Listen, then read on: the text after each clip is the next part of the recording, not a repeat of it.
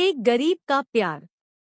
एक गांव में एक बहुत ही मासूम, खूबसूरत और अच्छा लड़का रहता था जिसका नाम किशन था।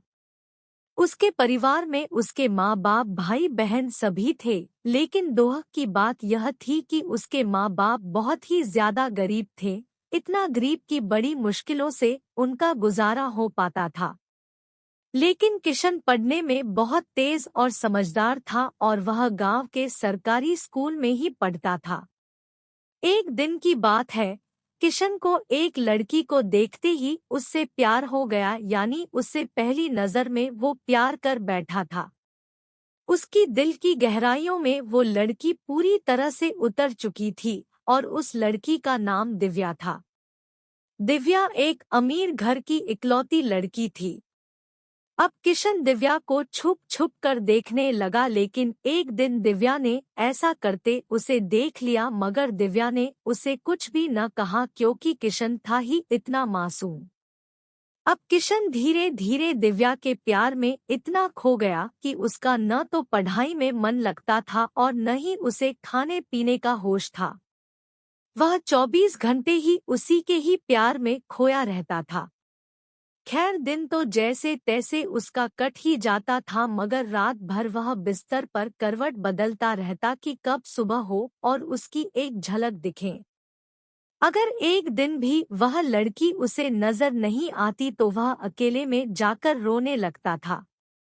धीरे धीरे उसका प्यार बढ़ता ही गया और उसने दिव्या से अपने प्यार का इजहार करने की कोशिश की, मगर कर नहीं पाया। कई बार उसके नाम प्रेम पत्र लिखा, लेकिन वह उसे दे नहीं पाया क्योंकि उस लड़की के नजदीक जाते ही उसका दिल जोर जोर से धड़कने लगता और वह घबरा कर अपना इरादा बदल देता था। शायद उसके मन में एक डर था कि कहीं वह इनकार न कर दे या उससे नाराज न हो जाए। वह किसी भी कीमत पर दिव्या को खोना नहीं चाहता था। देखते ही देखते 3 साल बीत गए, मगर वह अपने प्यार का इजहार न कर सका। किशन काफी शर्मिला लड़का था, शायद इसलिए वह अपने प्यार का इजहार नहीं कर पा रहा था। और वैसे भी वह लड़का गरीब और लड़की अमीर थी, शायद यही सोचकर उसकी अपने प्यार का इजहार करने की हिम्मत ही नहीं हुई, मगर उसका प्यार एकदम सच्चा और पवित्र था। उसने कभी भी उस लड़की के बारे में कभी गलत नहीं सोचा था। एक दिन दिव्या ने उसे रास्ते में ही रोककर पूछा कि तुम्हारा नाम किशन है? उसने कहा हाँ। अच्छा, तुम मुझे हमेशा ही दूर से क्यों देखते रहते हो? क्या तुम मुझसे कुछ कहना चाहते हो? इस बात से किशन डर गया और बोलने में हड़बड़ाने लगा। तभी दिव्या बोली कि तुम बहुत मासूम और अच्छे भी हो।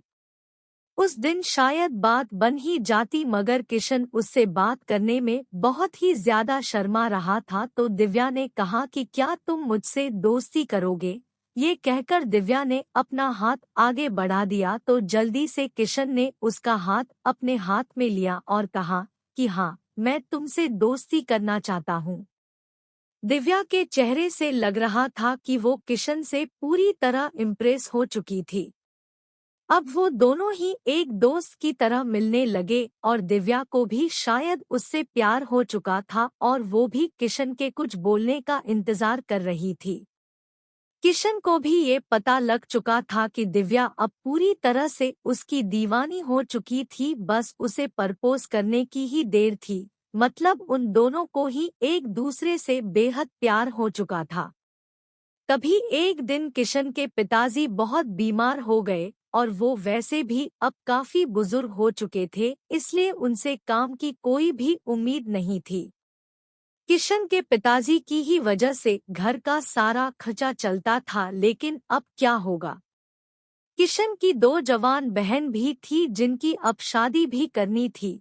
तभी किशन के पिताजी उसे कहते हैं कि बेटा, अब शायद तुझे पढ़ाई छोड़नी होगी और शहर जाकर नौकरी करनी होगी।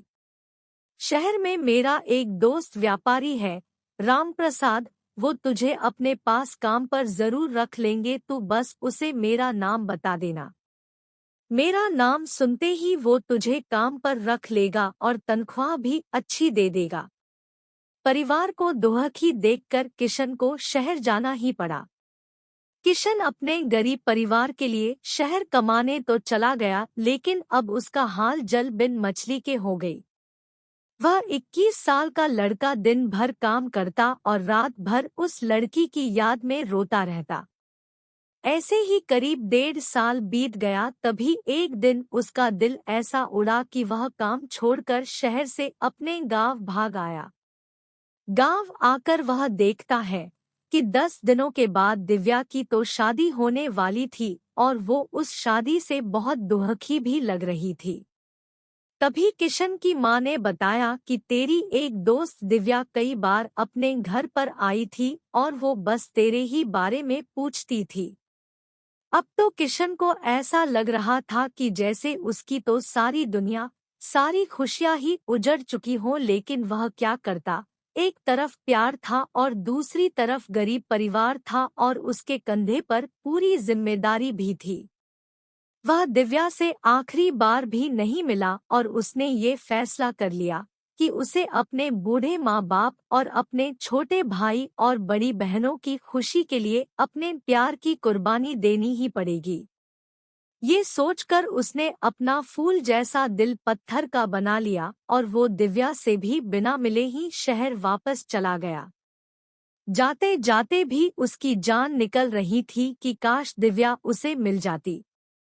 वह ये सोचकर बहुत रो रहा था कि वो इतना गरीब क्यों है, क्योंकि इस गरीबी के कारण वो आज कुछ भी न कर सका।